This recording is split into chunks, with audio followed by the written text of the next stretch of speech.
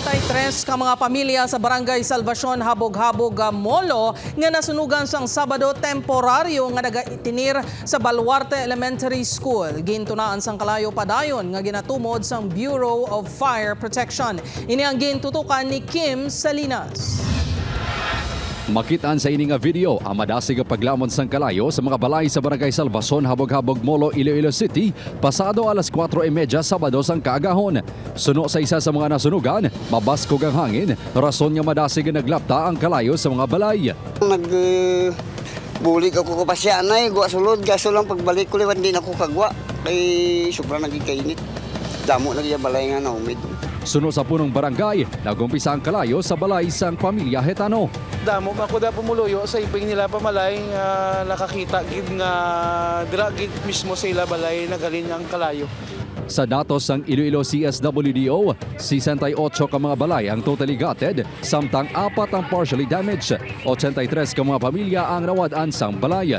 Patay ang 3 ka miyembro sang pamilya Hetano nga Sanday Elizabeth, 65 anyos, Nel Gabriel Laudenorio, 33 anyos, kag Rain Gabriel, 10 anyos matapos na trap sa sulod sang ilan na sunog nga balay.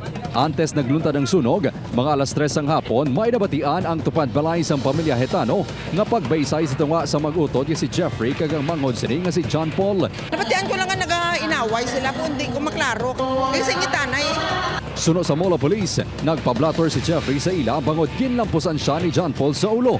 Apang wala nasulat sa blotter nga namahog si John Paul nga sunugon siri ang ilang balay, baliskad sa nagagwa nga impormasyon nga nakaboya ini nga mangsunog. Wala na butang sa blatter nga naghambal si John Paul nga sunugon ng ilabalay, wala na kabutang. Padayon man ginapadalman sang Bureau of Fire Protection ang gintunaan sang kalayo kag kun hungod nga ginsunog ang balay. Isa pa dira sir nga big factor ang results ng laboratory sang ipadala nato nga debris dito sa Manila. Kung intentional amo pa nang dapat i-establish naton. Electrical in nature ang isa sa mga ginalantaw sang BFP sa gintunaan sang kalayo. Natala na nga ipaidalom sa autopsy ang bangkay sang 3 ka mga biktima agud matumod ang gintunaan sang ila kamatayon. That cause of death was really suffocation or there were incidents prior nga wala sila nakagwa. Masobra 6.6 million pesos ang danyo sa gidbilin sang sunog suno sa BFP. Temporaryo nga nagatinir ang 83 ka mga nasurugan nga pamilya sa Baluarte Elementary School. Padayon man ang pagbulig sang LGU sa mga nasunugan.